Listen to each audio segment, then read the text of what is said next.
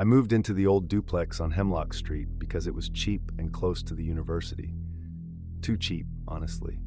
The landlord told me the previous tenant left without notice, no explanation, just vanished one night, left everything behind.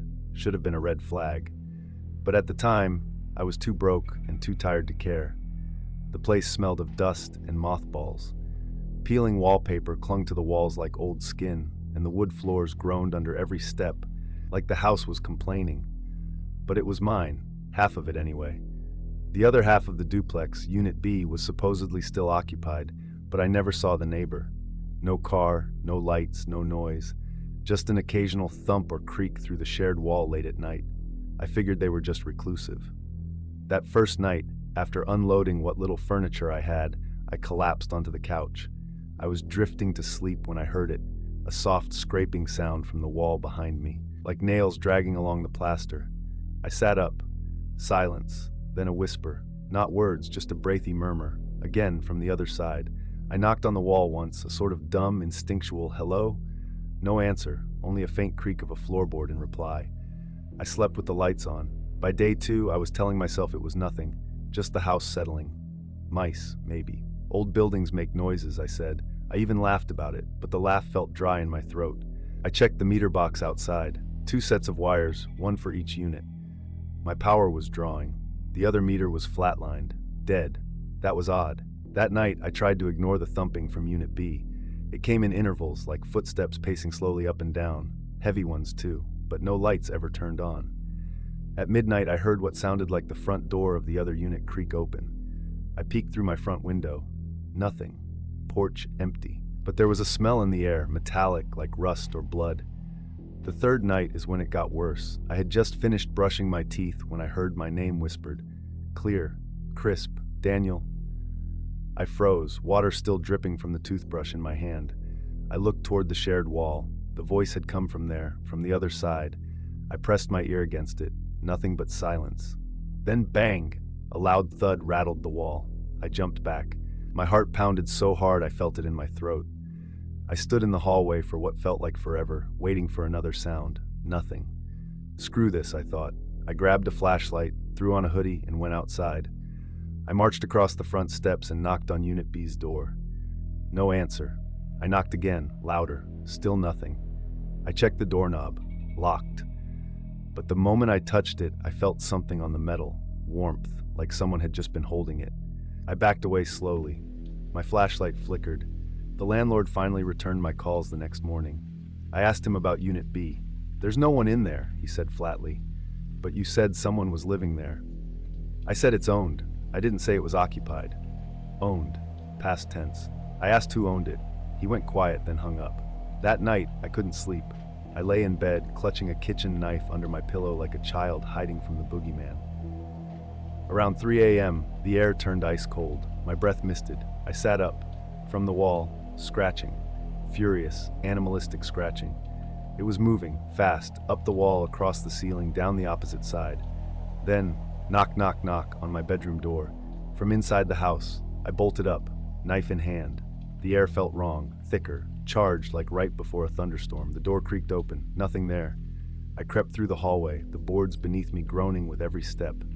My flashlight flickered again, then died completely. I was plunged into darkness. Then I heard it. Not from the wall this time, from behind me, breathing. I turned fast, slashing with the knife.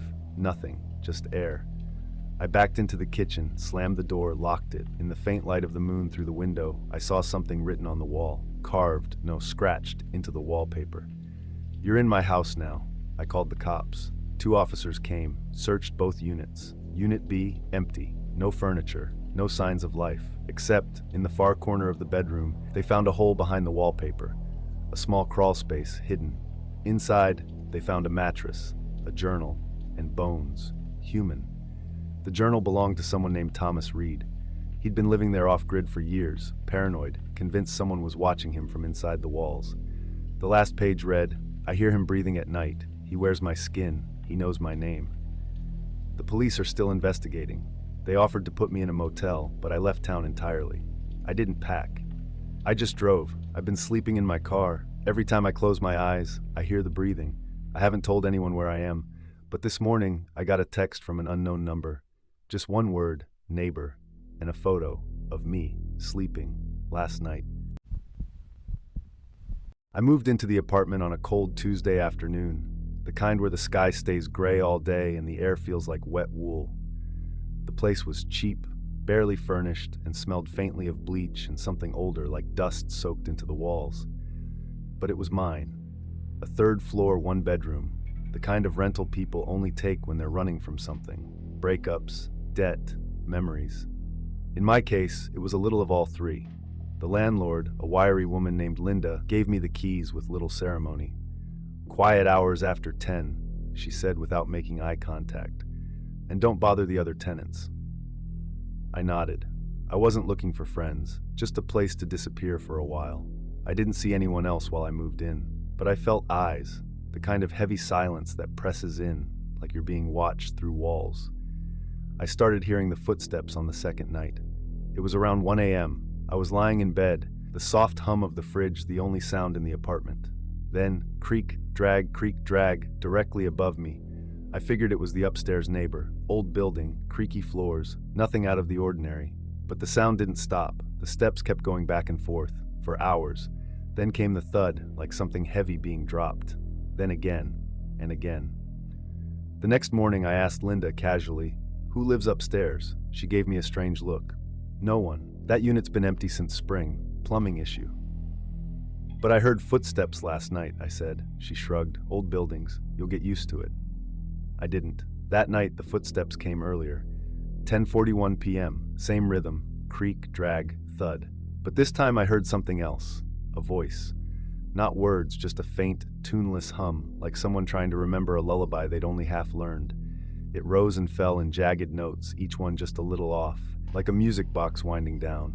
There was something jagged about it, like the sound was catching on splinters before reaching my ears. I turned on music. Loud. It didn't help. The humming bled through. Things escalated quickly after that. My phone started acting strange, restarting itself, glitching. I'd find distorted selfies in my gallery, warped photos of me with my mouth too wide or my eyes blacked out. The lights would flicker every night at 2:17 a.m. Exactly. One morning I woke up to find muddy footprints in my apartment. They led from the front door to the bedroom window. The door had been locked, chain on, nothing was broken. And the smell, some nights it was mildew, other nights it was copper, blood. I tried to laugh it off, called my brother, joked about having a haunted neighbor. "You sound weird," he said, like off. A week in, I decided to go upstairs. I had to. Apartment 4B looked dead. The number plaque was crooked, barely hanging on. Dust coated the doorknob. Still I knocked. Silence. I leaned in, pressed my ear to the door. Nothing. Then, one slow breath, right on the other side. I stumbled back and ran. That night, the apartment felt wrong. The air was heavy, like being underwater. I kept seeing movement out of the corner of my eye, shadows that didn't belong to anything. At exactly 3 a.m., my bedroom door creaked open. I had locked it. I sat frozen in bed, staring into the dark. The hallway was empty. Then the humming started again, this time inside my apartment, right behind me. I didn't turn around. I stayed perfectly still until sunrise. The next night I heard screaming, a woman's voice, desperate, raw, muffled like it was coming from inside a wall. Then came the dragging sound again, and something wet, ripping. I called the police. 2 officers arrived, professional, skeptical. I took them upstairs. The door to 4B was unlocked. Inside, the air was stale and freezing. Cobwebs hung from the ceiling like curtains. The walls were scratched, deep gouges like someone had clawed their way around the room in circles. A mattress lay rotting in the center of the floor. Dark stains, bolted chains in the floor nearby. One officer turned and quietly walked back into the hallway. The other said, "No signs of recent occupancy, probably just some junkie squatting in here a while back." They left, told me to call if I heard anything else. That night, I didn't sleep. I couldn't, because now I wasn't the only one hearing things. The neighbor downstairs heard it too. At 3:11 a.m., I heard my door creak open again. No footsteps this time, just breathing, right next to my bed. I turned on the light. No one was there, but on my dresser sat the music box I'd thrown away days earlier, still playing that same warped lullaby. I left it outside in the hallway. The next morning, it was back on my dresser again. I started staying out. All-night cafes, late shifts, even slept in my car once. I couldn't go back. But rent was paid through the month, and I didn't have anywhere else to go. Then yesterday, something happened. Someone moved into the apartment below mine. We passed in the hallway. Quiet guy, maybe late 30s. Seemed normal. This morning, he knocked on my door. "Hey," he said, smiling awkwardly. "Sorry to bother you. I just wanted to ask. Could you try to keep the noise down at night?"